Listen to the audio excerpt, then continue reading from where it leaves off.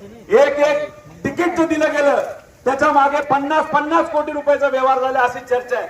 आणि मग आमच्या शेतकऱ्याने कष्टाने पिकवलेल्या कांद्याला 10 रुपये अतिरिक्त मागितले तर काय चुकतंय? काय चुकतंय का?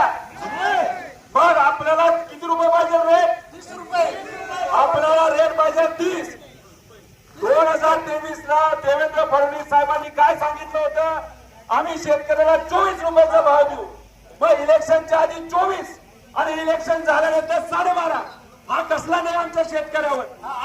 मी तुम्हाला विचारतो, इलेक्शनच्या आधी जो भाव डिक्लेअर झाला तेवढा तरी कमीत कमी इलेक्शन नंतर आपल्याला मिळाला पाहिजे का नाही मिळाला पाहिजे? आणि मग अशा पद्धतीच्या शेतकऱ्यांनी आतापर्यंत कांदा दिलाय त्यांना किती रुपये अनुदान मिळालं पाहिजे? 15 रुपये. 10 ते 15 रुपये अनुदान मिळालं पाहिजे. 18 तारखेला आणि 26 तारखेला नाशिकला जे आंदोलन आम्ही सगळ्यांनी त्या ठिकाणी मिळून केलं. काँग्रेसचे नेते होते, आपल्या पक्षाचे नेते होते, शिवसेना उद्धव ठाकरे साहेबांच्या पक्षाचे होते, शेतकरी संघटनेचे होते, सीपीएमचे होते. या सगळ्यांनी आंदोलन केल्यानंतर 4 ते 5 रुपये जो कांद्याचा भाव होता आज वाढला का नाही वाढला? शेतकऱ्यांनी आंदोलन केलं, नाशिकमध्ये मोठं आंदोलन केलं. त्याचा फायदा महाराष्ट्रातल्या प्रत्येक कांदा उत्पादक शेतकऱ्याला झाला का नाही झाला? आपल्या सगळ्यांची जबाबदारी आहे की आपल्या हक्कासाठी आपल्याला जर लढायची वेळ आली आणि सरकार जर आपलं ऐकत नसेल तर सरकारला आपल्याला गुडघ्यावर आणावं लागेल. आणि त्यासाठी जी कुठली भूमिका आपल्या सर्वांना घ्यायची ती भूमिका त्या ठिकाणी आपल्या सगळ्यांना घ्यायची. त्यामुळे आता ठरलंय की काय झालं तरी आपला आवाज हा राज्य सरकारकडे आणि दिल्लीपर्यंत गेला पाहिजे.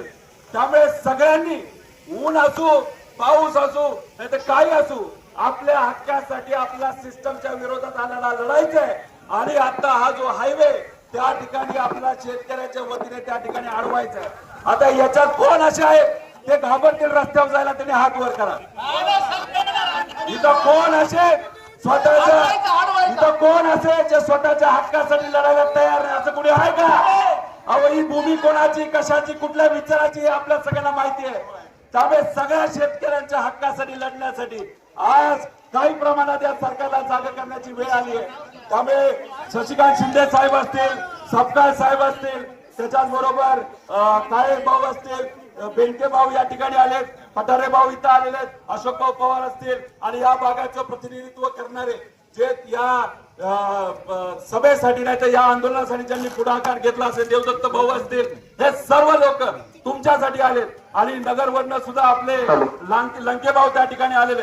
त्यामुळे कृपा करून आपल्या सगळ्यांना विनंती आहे की सरकारला जागा करायचे, अजिबात घाबरायचे नाही. आणि पोलिसांना सांगायचे कारवाई करा नाही तर कलम जे टाकायचे ते आमच्यावर टाका, आमच्या शेतकऱ्यावर अजिबात तुम्ही त्या ठिकाणी ते कलम टाकायचे नाही. विजय असो, विजय असो. कांद्याला भाव मिळालाच पाहिजे, कांद्याला भाव मिळालाच पाहिजे, कांद्याला भाव मिळालाच पाहिजे. कोण म्हणतं देत नाही घेतल्याशिवाय राहत नाही. कोण म्हणतं देत नाही घेतल्याशिवाय राहत नाही. या सरकारचं करायचं काय? खाली मुंडका वर पाय. या सरकारचं करायचं काय? खाली मुंडका वर पाय. भारत माता की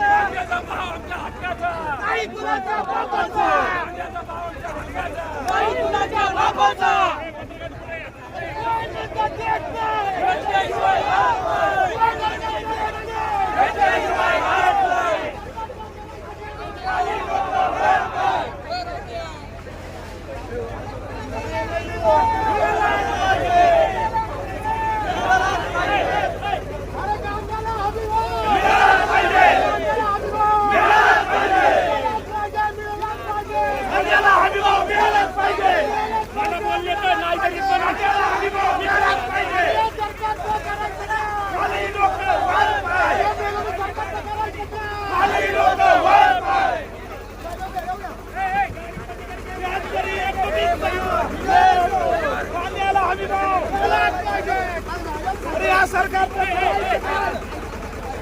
गेलं तरी चालत आणि या सरकारचं करायचं काय? कांद्याला हमी भाव, कांद्याला हमी भाव.